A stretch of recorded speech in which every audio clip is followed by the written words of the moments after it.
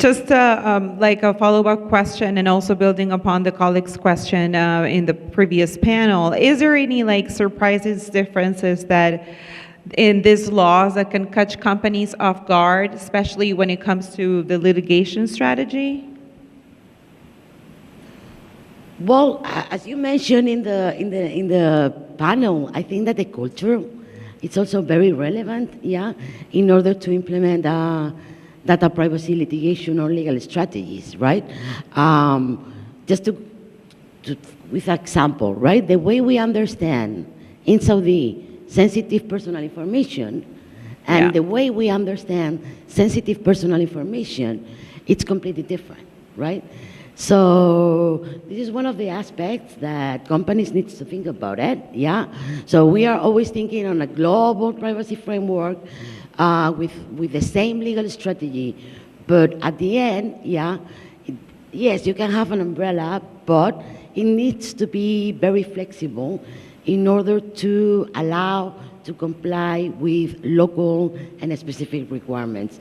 I think that all data protection laws around the world are coming from the same foundation, the same principles, wherever the terms are, right?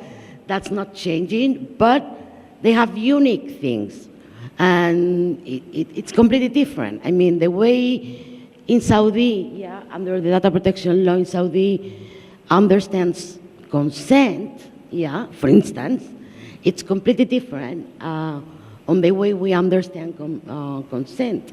We are always trying to avoid the consent. And here, for instance, until we will see how the law evolves, the primary legal basis, it's always the consent. So, And any comments?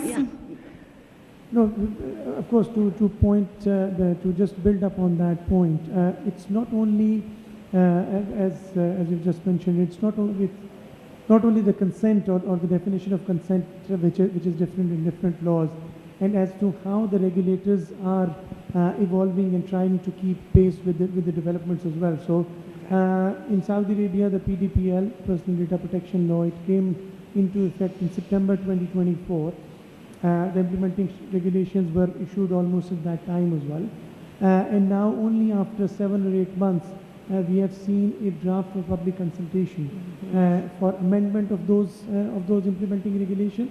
Now, even when the PDPL came into force, there was a bit of history to it. So they started the process in 2021. They came up with one draft of the law. They almost issued it, but just one day before the promulgation, or I believe 2 days before the promulgation, they postponed it by a year. Then they almost completely overhauled the draft law, the PDPL itself, and now, as I said, they have come up with amendments to the implementing regulations as well. So the regulators obviously are trying to keep pace with technology as well, and they are trying to also stay ahead of the curve. But the technology and the developments are accelerating at such a pace that it is very, very difficult to do that.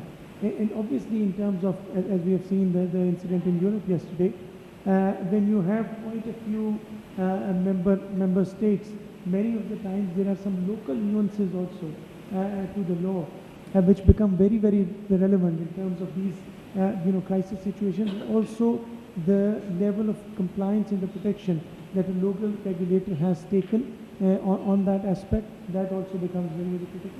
Well, let's assume that it was a cyber attack, right? Yeah. It's not 100% convinced. Well, yeah.